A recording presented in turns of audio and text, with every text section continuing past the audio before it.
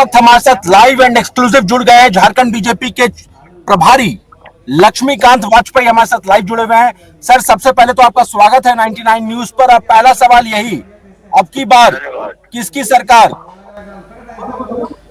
अब की बार भाजपा सरकार। कैसे? जनता के आशीर्वाद से। लेकिन आपके विपक्ष अपने दिल्ली में अन्य राज्यों में किए हुए कामों के आधार पर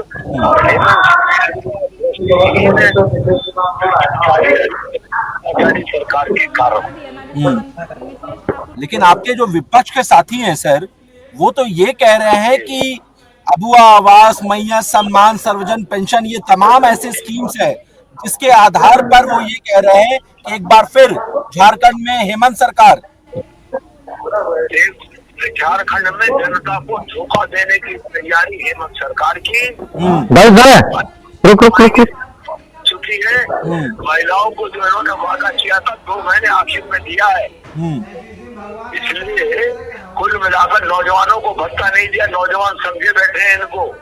और हमने तो अभी छत्तीसगढ़ में, उड़ीसा में, मध्य प्रदेश में दिया है। इसलिए हमारे पर भरोसा करेगी जनता। हमारे पंच प्रण और हमारे द्वारा घुसपैठियों पर प्रहार, एक एक घुसपैठिया चुन चुन के निकालने का संकल्प घुसपैठियों द्वारा महिलाओं की हमारी सरकार को आने में मदद कर रहा है। लेकिन सर, इस बीच जो तस्वीरें सामने आ रही है कि शहरी इलाकों में जो मतदाता है वो कम, ग्रामीण इलाकों की अपेक्षा कम निकल रहा है। ये जो वोटिंग पैटर्न है, ये किसके लिए चिंता का सबब हो सकता है? क्योंकि आपके विपक्ष के साथी इसको लेकर बार बार सवाल उठा रहे हैं। शाम होते होते शहर का, गांव का मतदान लगभग बराबर होगा और पहले चरण के मुकाबले 3 से 5% मतदान अधिक होगा, ऐसा मेरा अनुमान है। सर, अब आते हैं संथाल परगना के मुद्दे पर। संथाल परगना, ये संथाल परगना के मुद्दे पर आते हैं। ये माना जा रहा है कि झारखंड की सत्ता पर वही काबिज होगा जिसका परफॉर्मेंस संथाल परगना में शानदार होगा। झारखंड से बाहर नहीं है संथाल, नंबर 1। झारखंड की वर्तमान हेमंत सोरेन सरकार ने जो धोखाधड़ी की है, चाहे नौजवानों के साथ, चाहे महिलाओं के साथ, चाहे सामान्य जनमानस के साथ, वो वही धोखाधड़ी संथाल में भी हुई है। वो संथाल में कोई विशेष उन्होंने मदद की हो या कुछ काम किया हो, ऐसा नहीं है। दूसरी बात, हमने संथाल के लोगों को विश्वास दिलाने का ये प्रयास किया है कि हम पंच प्रण पूरे करेंगे। हम महिलाओं को 2100 रुपए हर महीने की 11 तारीख को देंगे। हम महिलाओं को 2 गैस सिलेंडर साल में फ्री देंगे, 500 रुपए में 1 सिलेंडर देंगे। और इसके अलावा हमने नौजवानों को कहा है कि 2000 रुपए महीना हम आपको graduate, under graduate, post graduate हो उनको देंगे और हम देंगे, ये हमने उनको विश्वास दिलाया है।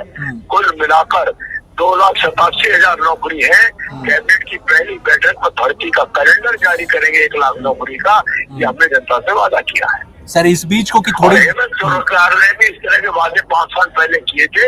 उनमें से किसी वादे पे हेमंत सोरेन की सरकार खड़ी नहीं उतरी है। सर, इस बीच अभी थोड़ी देर पहले हमारे साथ डॉक्टर इरफान अंसारी, जो झारखंड सरकार में मंत्री हैं, वो हमारे साथ लाइव जुड़े हुए थे। वो ये कह रहे हैं कि जो समाज को बांटने की कोशिश बीजेपी के नेताओं ने की, उसे झारखंड की जनता ने विफल कर दिया। पूरा ऑपरेशन ही फेल हो गया। मैं इरफान अंसारी साहब की राष्ट्र विरोधी नीति का समर्थक नहीं कर सकता। इरफान अंसारी, देश के मुसलमानों का सम्मान हम करें, ये हमारा फर्ज है। लेकिन घुसपैठियों का समर्थन करने वाले मुसलमान का हम समर्थन करें या उसका सम्मान करें, बिल्कुल नहीं करेंगे।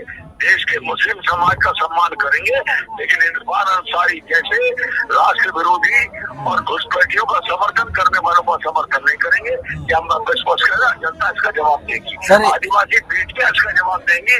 ये इरफान अंसारी साहब इसी के कारण ऐसा बोल रहे हैं। सर, लेकिन इस बीच इरफान अंसारी से हमने जामताड़ा के बारे में बात किया तो उनका ये कहना था कि जो बीजेपी की उम्मीदवार है सीता सोरेन, उनका कहना था कि वो तो होटल में रह रही हैं, 23 तारीख को वो चेकआउट करके वापस चली जाएंगी। हमारी मेहमान है, होटल से चेकआउट करके चली जाएंगी।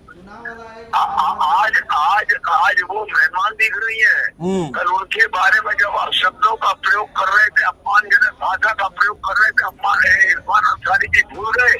इरफान अंसारी जी बार बार बातों को बदलना, घोड़ा बैगन की तरह लुढ़कना, इसको छोड़ दो। राजनीति में दृढ़ता के साथ रहना चाहिए जहाँ भी रहे। सर लेकिन वो तो कह रहे हैं कि वो जीत को लेके इतना कॉन्फिडेंट है कि कह रहे हैं कि 23 को सीता सोरेन चेकआउट करके जामताड़ा से वापस चले जाएंगे। कॉन्फिडेंस होता है हर आदमी जीत के होगा, इसमें कहाँ दिक्कत है। चुनाव लड़ रहा हो तो कॉन्फिडेंट होगा, चौथे नंबर का प्रत्याशी भी कॉन्फिडेंट होगा।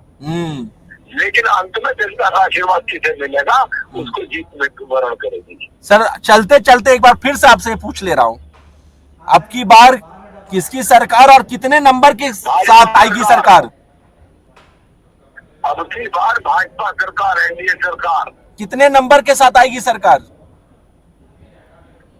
नंबर जनता के आशीर्वाद के आधार पर होगा। फिर भी हम 45 से ऊपर और 50 के आसपास तक सीटें देंगे। सरकार कंफर्टेबल मेजोरिटी के साथ बनाएंगे। चलिए सर, हम लोग की शुभकामनाएं हैं। लेकिन इन सब के बीच आपको बता दें कि लक्ष्मीकांत वाजपेयी हमारे साथ जुड़े हुए थे, और इन सब के बीच आपको बता दें कि लक्ष्मीकांत वाजपेयी जो कि बीजेपी के प्रभारी है, वो ये दावा कर रहे हैं 45 से 50 के बीच बीजेपी आ रही है।